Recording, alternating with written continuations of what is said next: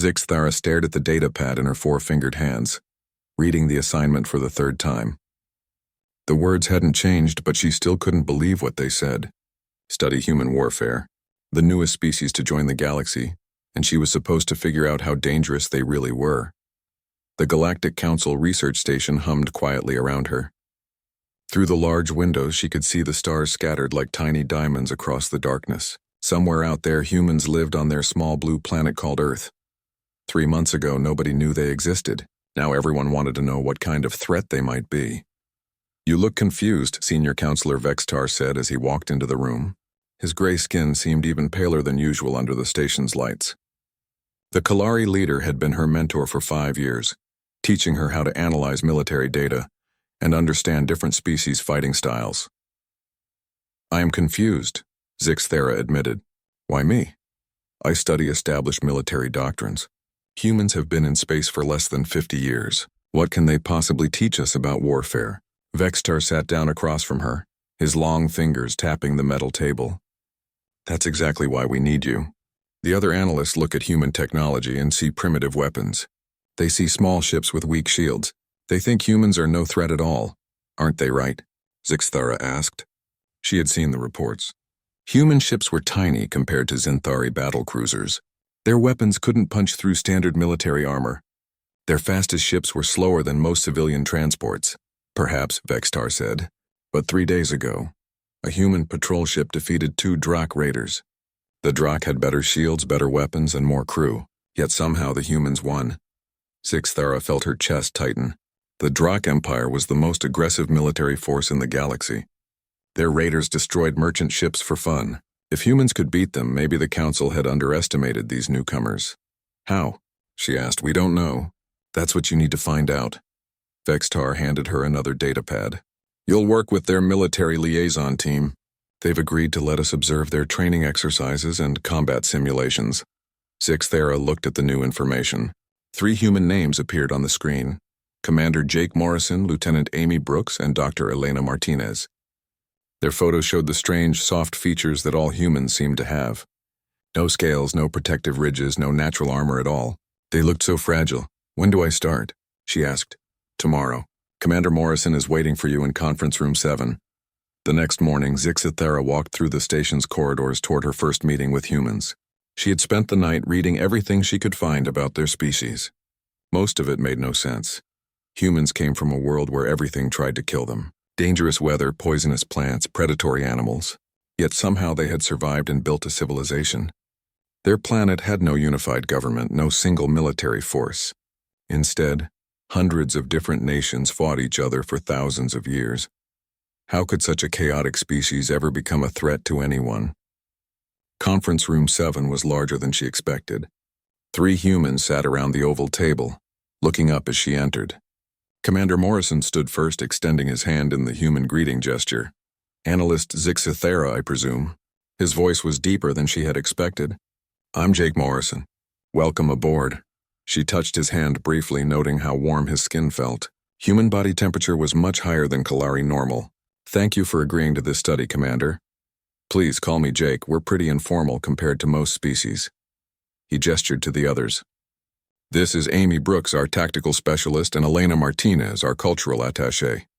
Lieutenant Brooks nodded but didn't smile. Her dark hair was pulled back severely, and her green eyes seemed to analyze everything they saw. Dr. Martinez, on the other hand, smiled widely and waved.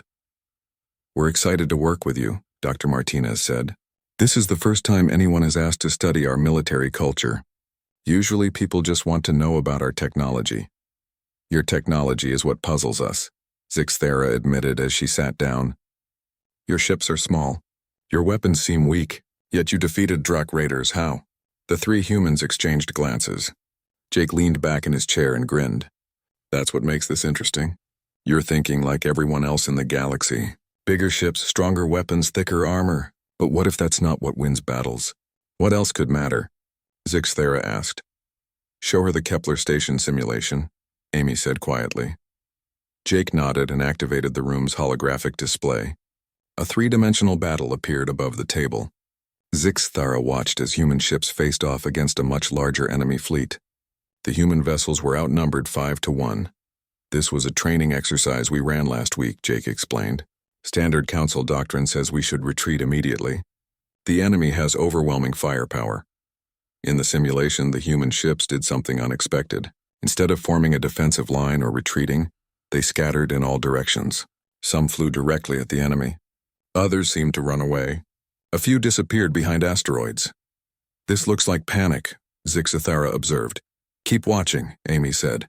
The scattered human ships began attacking from multiple directions. They hit the enemy fleet's flanks and rear, targeting specific systems instead of trying to destroy entire ships. The larger enemy vessels, designed to fight in formation, couldn't coordinate their response to attacks coming from everywhere at once.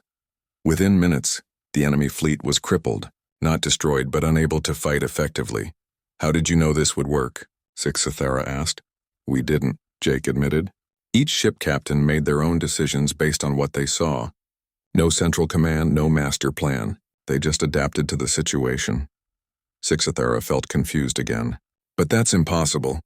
Without coordination, without a plan, how can you achieve victory? Military doctrine requires structure, hierarchy, predetermined responses to enemy actions. Dr. Martinez leaned forward. That's the difference between us and most other species. You plan for specific situations. We train our people to think for themselves when situations change. But chaos leads to defeat, Zixathara protested. Every military study proves this. Does it? Amy asked quietly. Or does chaos lead to unpredictability? And isn't unpredictability an advantage when your enemy expects you to follow the rules? The meeting continued for 2 more hours. The humans showed her training videos, tactical analyses, and historical battles. Everything she saw contradicted what she knew about proper military organization. Human soldiers questioned orders. Officers changed plans in the middle of battles.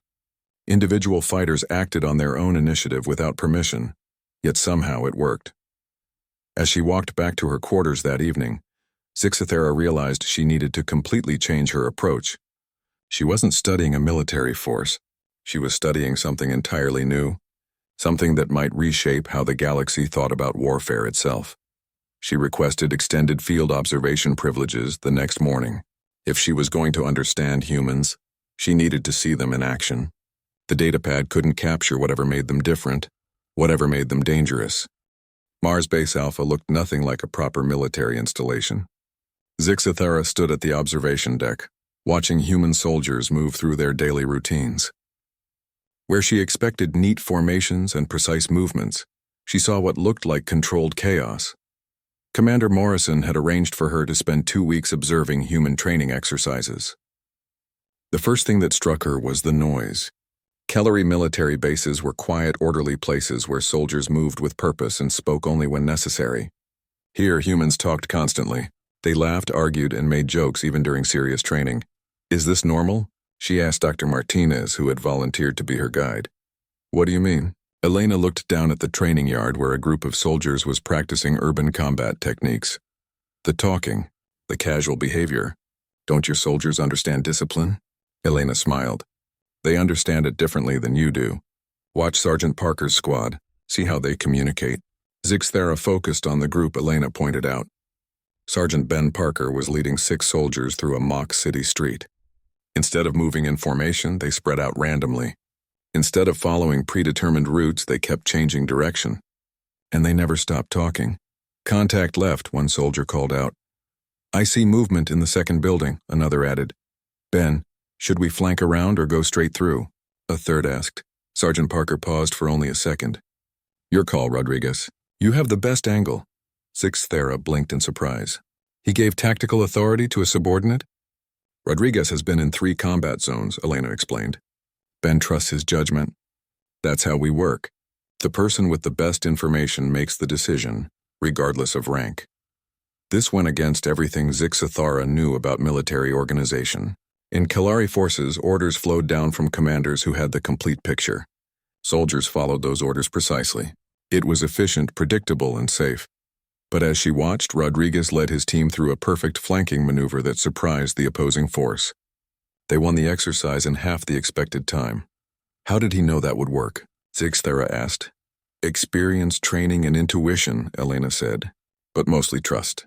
Ben trusts Rodriguez to make good decisions. Rodriguez trusts his team to follow through. Everyone trusts that they're working toward the same goal. Over the next few days, Zixithara saw this pattern repeat endlessly. Human soldiers constantly adapted their tactics based on changing situations. Officers encouraged questions and suggestions from their troops. Plans changed multiple times during single exercises. It should have been a disaster. Instead, human units consistently outperformed their opponents in war games. The breakthrough came during a complex joint exercise with Zenthari forces. Captain Lisa Hayes commanded a mixed unit of humans and Zenthari against a simulated enemy invasion. The Zenthari were known throughout the galaxy for their disciplined military precision. Their formations were perfect, their timing flawless, their execution of standard tactics unmatched. Zixithara watched from the command center as the exercise began. The enemy force had superior numbers and better positioning. Standard doctrine called for a defensive withdrawal to prepared positions. Captain Hayes studied the tactical display for 30 seconds, then turned to her mixed unit. Recommendations? The Zenthari officer, Lieutenant Colonel Vishati, immediately began outlining a textbook defensive strategy. It was logical, well-reasoned, and would minimize casualties while buying time for reinforcements. But Private Alex Turner, a young human barely out of training, raised his hand. "Ma'am, what if we don't do what they expect?" "Go on," Hayes said. "They've positioned for a standard defense. But look at their supply lines. If we hit them here and here," Turner pointed to 2 locations on the map, "we can cut off their forward units from their support." Lieutenant Colonel Vishati's scales rippled with annoyance. "That plan is extremely risky. It requires splitting our forces and attacking prepared positions. The casualty projections are unacceptable. What do you think, Alex?" Hayes asked the private. Turner studied the map again. "High risk, yes, ma'am. But if it works, we end this in 1 hour instead of 6. That's fewer total casualties, even counting the risk." Hayes nodded. "We go with Turner's plan. Vashti, can your people handle the precision strikes we'll need?" The Zenthari officer looked stunned. "You're taking tactical advice from a private?" "I'm taking good advice from someone who sees an opportunity," Hayes corrected. "Can you do it?" The exercise that followed was unlike anything Zixithara had ever seen. Human and Zenthari forces worked together in a way that combined human flexibility with Zenthari precision. Turner's risky plan worked perfectly, but only because every unit adapted to unexpected complications along the way. When enemy reinforcements arrived early, Sergeant Nicole Davis improvised a new defensive position using local terrain. When communications went down, Corporal Jack Rivera organized a relay system using hand signals. When the Zenthari strike team encountered heavier resistance than expected, Captain Hayes immediately shifted resources to support them. The exercise ended in 53 minutes with a decisive victory. Afterward, Zixithara found herself in the debriefing room, listening to something even more surprising than the tactical improvisation. The humans were criticizing their own performance. "I should have seen that communication weakness earlier," Hayes said. "My team was too slow adapting to the terrain change," Davis admitted. "Next time I'll position my support units closer to the strike force," Rivera added. Even Turner, whose plan had won the exercise, was finding flaws. "I didn't account for the reinforcement timing. We got lucky." Lieutenant Colonel Vashati looked confused. "You achieved total victory in minimal time with acceptable casualties. Why are you focusing on failures?" "Because next time luck might not be enough," Hayes explained. "Every exercise teaches us something. Even victories have lessons." That evening, Zixithara sat in her temporary quarters trying to make sense of what she had observed. She had filled 3 data pads with notes, but the more she wrote, the less she understood. Human military doctrine seemed to be based on chaos. They encouraged subordinates to question orders. They changed plans constantly. They gave tactical authority to whoever had the best information, regardless of rank or experience. Yet it worked. Not just worked, but worked better than the carefully planned, precisely executed strategies used by every other military force in the galaxy.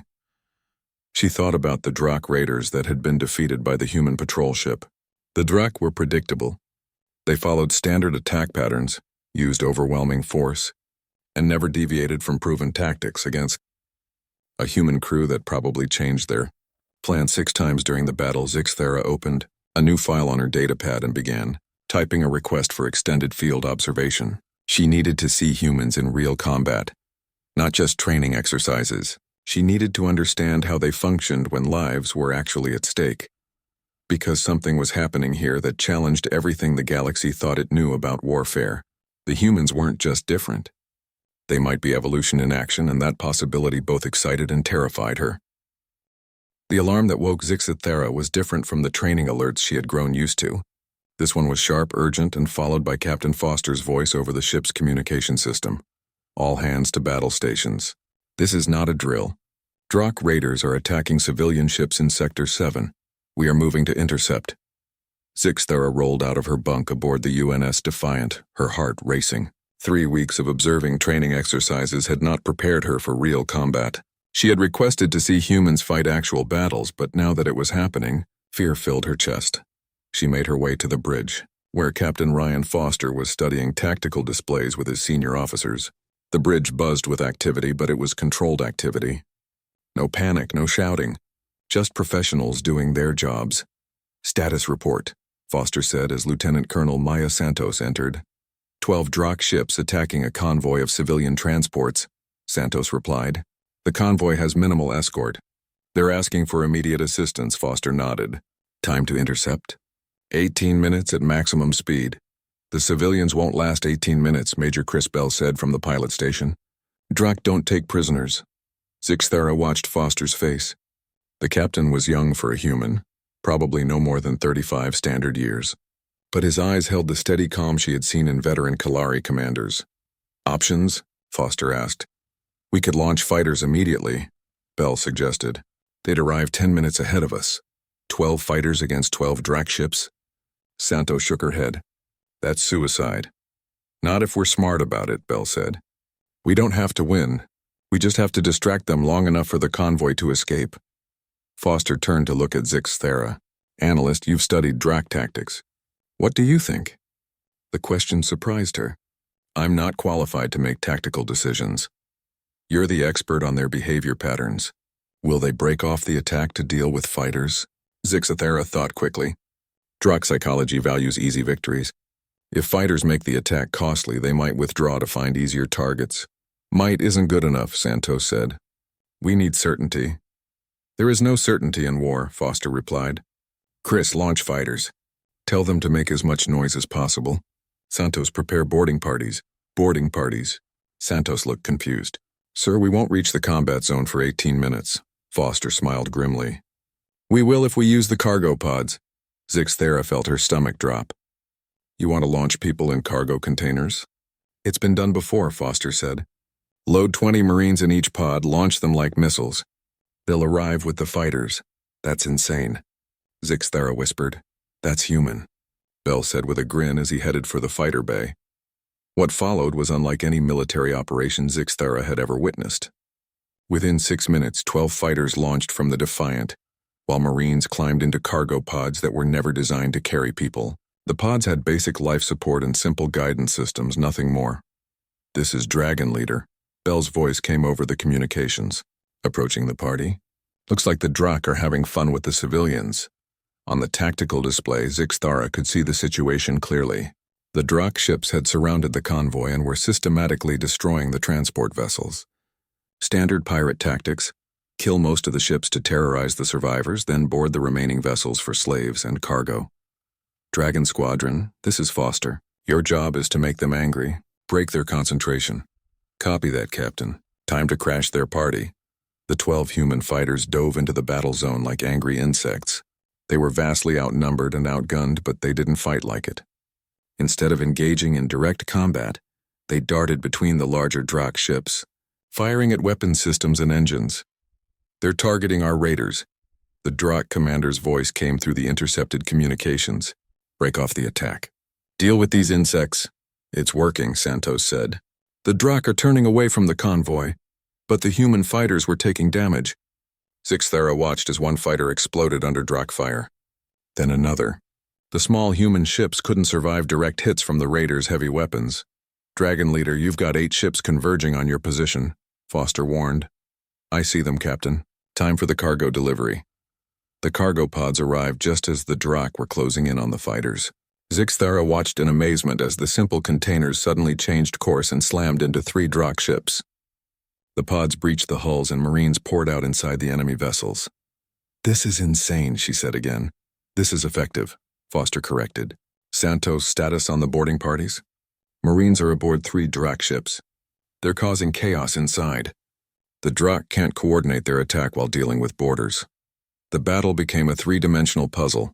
Human fighters attacked from outside while Marines fought inside Drak ships. The convoy used the distraction to escape, and the Defiant raced toward the battle zone with reinforcements.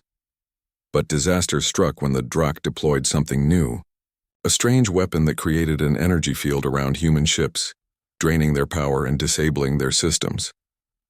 "Dragon 3 is dead in space," one pilot reported. "Some kind of energy drain. My systems are failing." 2 more fighters went dead. The Marines inside the Drak ships found their equipment failing as well. "What is that weapon?" Foster demanded. Zixthera studied the sensor readings. "Unknown technology. It appears to disrupt human power systems specifically." "They were ready for us," Santos said grimly. This was a trap. For the first time since she had started observing humans, Zixthera saw them face a situation they couldn't adapt to. The new Drak weapon was shutting down their technology faster than they could compensate. But then Corporal Jack Rivera's voice came over the communications from inside one of the Drak ships. "Captain, we've got eyes on their new toy. It's some kind of energy projector, big, ugly, and right in front of me. Can you disable it?" Foster asked. "Give me 30 seconds. You don't have 30 seconds. More Drak ships are jumping in." "Then I better work fast." Zixthera watched the tactical display as Rivera and his Marines fought their way through a Drak ship toward the new weapon. Behind them, more enemy ships were arriving. The human fighters were sitting helpless in space, their power drained. 15 seconds, Rivera reported. "Got some angry Drak between me and the target." "Jack, fall back," Foster ordered. "That's an order." "Sorry, Captain. Bad connection. Can't hear you." The display showed Rivera's team reaching the weapon just as Drak reinforcements surrounded the disabled human fighters. "It was going to be close. Got it," Rivera shouted. The energy field around the human ships disappeared. Immediately, the fighters came back to life and began moving again. But Rivera's signal went silent. "Corporal Rivera, respond," Foster called. No answer. The battle continued for another 20 minutes, but the outcome was no longer in doubt. With their new weapon disabled and human forces back in action, the Drak withdrew. The convoy escaped. The mission was successful, but when rescue teams reached the Drak ship where Rivera had been, they found only bodies. That night, Zixthera sat in the ship's medical bay, bandaged from a minor injury she had received when the ship took damage. She had been hit by flying debris, nothing serious, but Sergeant Nicole Davis had insisted on treating her wounds. "First time in combat?" Davis asked as she worked. "Yes. Is it always like this?" "You mean the chaos? The improvisation? The last-minute saves?" Davis smiled sadly. "Pretty much. Though usually we don't lose good people like Rivera." "He disobeyed orders," Zixthera pointed out. "He saved lives," Davis corrected. Jack knew the mission was more important than following orders. That's what makes us human. Zixthera thought about this as Davis finished her work. She had seen courage before. Cavalry soldiers were brave, willing to die for their people. But this was different. Rivera hadn't died because he was ordered to. He had died because he chose to. The difference was everything. The human medical facility was nothing like Kalari hospitals, where her people valued efficiency and quiet healing. Humans seemed to think recovery required constant interaction. Nurses talked to patients, doctors asked about families, and wounded soldiers told stories to anyone who would listen. Zixthera had been here for a week while her injuries healed. The debris that hit her during the battle had caused more damage than first thought. Nothing serious, but enough to keep her from active duty while the medical staff ensured she recovered properly. She didn't mind. The forced rest gave her time to observe human military culture from a different angle. Here she could see how humans dealt with pain, loss, and recovery. "How are you feeling today?" Ensign Katie Morgan asked as she brought Zixthera her morning meal. Katie had been assigned as her liaison, helping her understand the daily routines of human military life. "Better," Zixthera replied honestly. "The pain is almost gone." "Good. Dr. Chen thinks you'll be cleared for light duty tomorrow." Katie sat down in the chair beside the bed. "Want to hear something interesting?" Zixithara had learned that when humans said something was interesting, they usually meant it was important but didn't want to seem too serious about it. What is it? Remember Corporal Rivera? The one who died disabling that Drac weapon? Katie's voice became softer when she mentioned his name. Yes. He disobeyed orders to save the mission. Katie looked surprised. Is that how you see it? Disobedience? He was ordered to retreat. He refused. In Kellari military law, that would be a serious crime. But he saved everyone, Katie said. Without him, the Drac weapon would have destroyed our fighters and probably killed the civilians too. Zixithara had been thinking about this for days. How do you balance individual judgment with military discipline? How do you know when to follow orders and when to break them? Katie was quiet for a moment. That's actually a really good question. Want me to show you something? An hour later, Katie had arranged for Zixithara to observe a training session led by drill instructor Sam Rodriguez. Unlike the combat exercises she had watched before, this was focused on decision-making under pressure. Today we're talking about moral courage, Rodriguez announced to a group of new recruits. Anyone know what that means? A young soldier raised her hand. Doing the right thing even when it's dangerous? Close. Moral courage is doing the right thing even when it costs you something, even when it might get you in trouble. Rodriguez walked among the recruits as he spoke. Let me give you a scenario. Your unit is ordered to attack an enemy position. When you get there, you discover the position is actually a civilian shelter. What do? Follow orders, one recruit said immediately. Question the orders, another suggested. Refuse to attack, a third added. Rodriguez nodded. All good answers. But here's the thing. There's no manual that tells you what to do in that exact situation. You have to decide based on your training, your values, and your understanding of the mission. He activated a holographic display showing various scenarios. The key is understanding the difference between orders and intent. When Captain Foster ordered Rivera to retreat, what was the intent? To keep him safe, a recruit said. To preserve the unit, another added.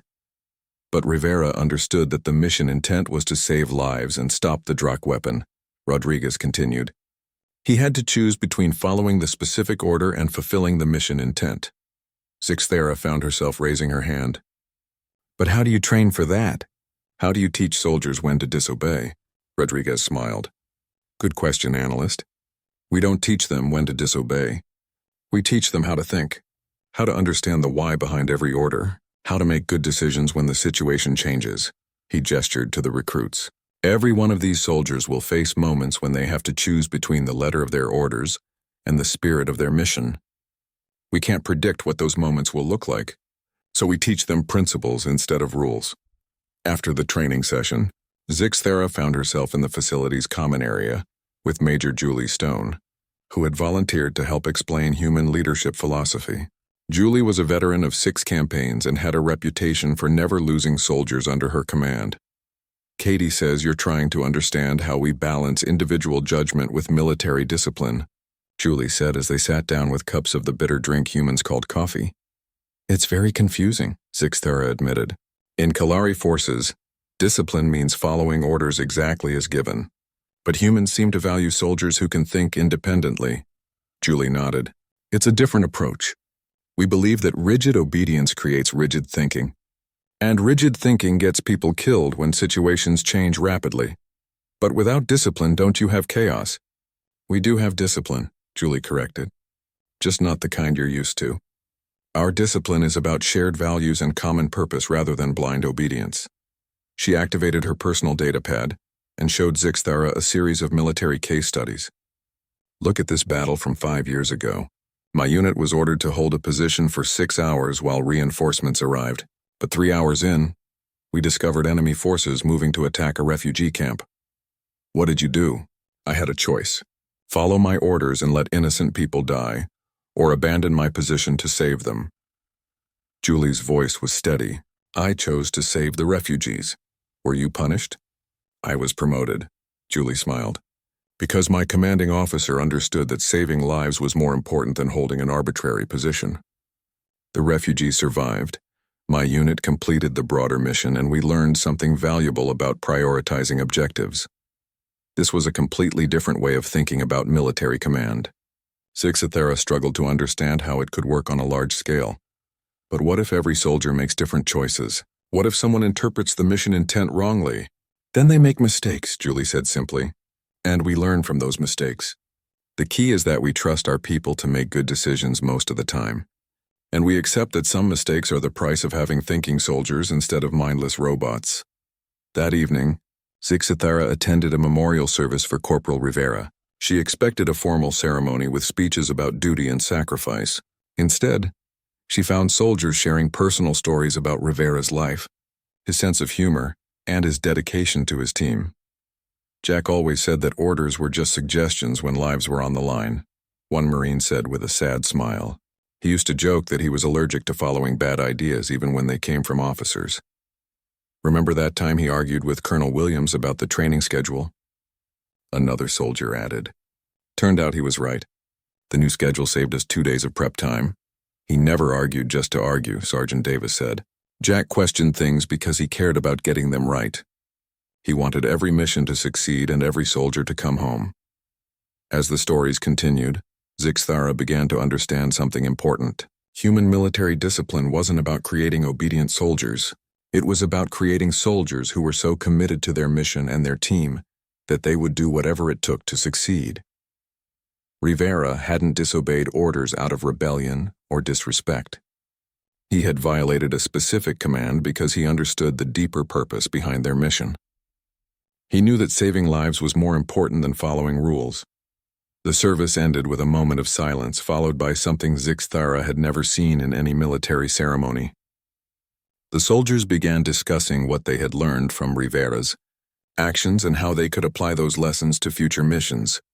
We should probably update our communication protocols, one officer suggested. Maybe Rivera could have coordinated with the fighters if we had better systems. And we need more training with boarding actions under fire, another added. Jack did an amazing job, but we can do better. Even in grief, the humans were learning and adapting. They honored their dead by becoming better soldiers. Walking back to her quarters that night, Zixathera realized that she was no longer just observing human warfare. She was beginning to understand human nature itself. These people didn't fight because they were told to. They fought because they chose to. And that choice made all the difference. Tomorrow she would be cleared for active duty. She looked forward to seeing what other lessons the humans had to teach her. The emergency alert that woke the entire station was different from anything Zixathera had heard before.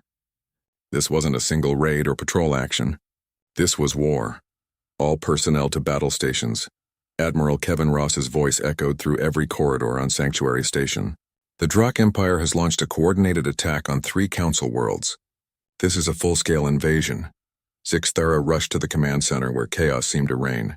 Officers from a dozen different species worked frantically at their stations, while massive displays showed the scope of the disaster. Red symbols marked Drakh fleets across half the galaxy.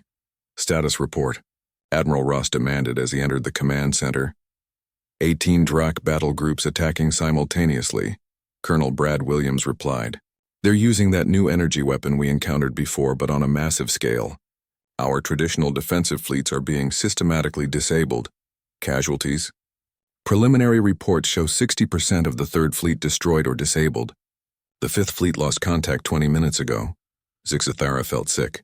The numbers were catastrophic. The Drakh had found a way to neutralize the standard tactics that every military force in the galaxy used. Ships that relied on formation fighting and coordinated defense were helpless against weapons that could shut down their systems. What about our forces? Ross asked.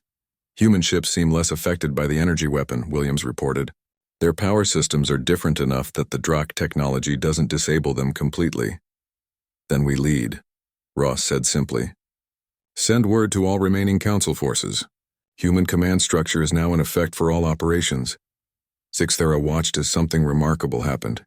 Instead of the careful planning and detailed coordination she expected, Admiral Ross began implementing the same flexible command style she had observed in smaller units. Captain Bradley, take Task Force 7 and support the Xanthari at Kepler Station. You have full tactical authority. Commander Ford, organize evacuation fleets for the civilian populations on Rigel. Use whatever ships you can find. Lieutenant Kelly, I need you to take a fighter squadron and scout the enemy's main fleet. Find me their weaknesses. Each order gave the commanders a goal but left the methods up to them. It was the same principle she had seen Sergeant Parker use with his squad, scaled up to fleet operations. But the real test came when the Drakh moved against Sanctuary Station itself. The enemy had learned from their previous encounters with humans and sent a massive force specifically designed to overwhelm adaptive tactics. 60. Ships approaching our position, the sensor operator reported. Multiple battleships, heavy cruisers, and that new weapon system. Admiral Ross studied the tactical display. Against 60 ships, Sanctuary Station had 12 human vessels and fragments of other species' fleets that had survived the initial attacks. It was hopeless by any conventional measure. Recommendations? Ross asked the assembled commanders. Captain Tom Bradley spoke first. We could try to evacuate the station and fall back to Earth. That abandons 3 billion civilians in this sector, Commander Rachel Ford pointed out. The Drakh will slaughter them. What if we don't fight them the way they expect? Lieutenant Dan Kelly suggested. Everyone turned to look at the young pilot. Sir, the Drakh are using the same tactics that worked against the other species. Overwhelming force, disable the enemy, then destroy them systematically. Go on, Ross said. But what if we don't give them a target to overwhelm? What if we make them chase us through the asteroid fields? Force them to split up? That's suicide, a Xanthari officer protested. Asteroid fields are death traps for large ships. Not if you know how to fly them, Kelly said with a grin. Ross was quiet for a long moment. Then he smiled. Signal all ships. We're going hunting. What followed was unlike any space battle in galactic history. Instead of forming defensive lines or meeting the enemy head-on, the human-led fleet scattered into the asteroid belt surrounding the station. They turned the environment itself into a weapon. Zixthera watched from the station's command center as the battle unfolded on the tactical displays. The Drakh fleet, designed for overwhelming firepower in open space, found themselves struggling to maneuver through the asteroid field. Their massive ships couldn't match the agility of smaller human vessels weaving between the rocks. Ghost Leader, this is Admiral Ross. Status report. Lieutenant Kelly's voice came through clearly despite the interference from the asteroids. Picking them apart piece by piece, sir. Their big ships can't follow us in here and their fighters don't know the terrain. But the battle was far from easy. Human ships were taking damage too. The advantage of mobility came at the cost of firepower and protection. We're losing ships faster than we can afford, Captain Bradley reported. Even with the terrain advantage, they still outnumber us 5-1. Then we change the game again, Ross replied. All ships implement Protocol 7.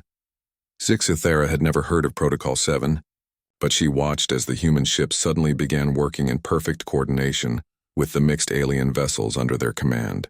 Each human captain began pairing with ships from other species, combining human adaptability with alien strengths. Captain Bradley coordinated with Xanthari precision gunners to make impossible shots through the asteroid field. Commander Ford worked with Kalari engineers to modify their ship systems in real time. Lieutenant Kelly led a mixed squadron of human, Xanthari, and even some surviving Drakh ships that had switched sides. How are they doing this? The Xanthari tactical officer asked Zixthara. How are they coordinating so many different species with different technologies and tactics? Zixthera finally understood what she had been seeing all along. They're not coordinating them. They're trusting them. The battle raged for 6 hours. By the end, the asteroid field was littered with the wreckage of both fleets. But when the shooting stopped, Sanctuary Station was still intact and the Drakh invasion force was destroyed. The cost had been terrible. More than half the defending fleet was gone. But they had won against impossible odds. In the aftermath, Zixthera found herself working as a tactical advisor, helping bridge the gap between human innovation and alien capabilities. She was no longer just an observer. She had become part of the solution. Your final report is due tomorrow, Admiral Ross said as he found her in the command center 3 days later. What will you tell the council? Zixthera looked around at the mixed crew still working together, still learning from each other. Human and alien officers shared ideas, challenged assumptions, and found new ways to solve old problems. I'll tell them that you're not just another military force, she said. You're teachers. You don't just fight wars. You change how wars are fought. Is that good or bad for the galaxy? That depends on whether people are willing to learn. 6 months later, Zixathera stood in a classroom at the new human Galactic Military Academy, watching as officers from 20 different species learned to think like humans, not to become human, but to find the balance between individual creativity and collective purpose that made humans so effective. Colonel Pete Thompson was explaining mission-type orders to a class of mixed-species officers. The goal isn't to control every decision, he said. It's to make sure everyone understands the mission well enough to make good decisions when the situation changes. Major Sandra Lee was teaching a seminar on moral courage. Sometimes the most important military decision is knowing when to disobey orders, she told her students. Your job is to accomplish the mission, not to follow commands blindly. Zixathera smiled as she watched her former teacher, Senior Counselor Vextar, struggling with human concepts of flexible command structure. Change was hard, but it was happening. The humans had taught the galaxy something important. True strength didn't come from bigger weapons or thicker armor. It came from the courage to adapt, to think independently, and to put principles above protocols. They had shown everyone what she had come to understand during her months of observation. Human warfare wasn't just about destroying enemies. It was about creating something better from the chaos of conflict. It was, she had learned to call it, deadly grace. The perfect balance between destruction and creation, between individual choice and collective purpose. The humans had mastered it through centuries of struggle on their violent world. Now they were teaching it to the stars.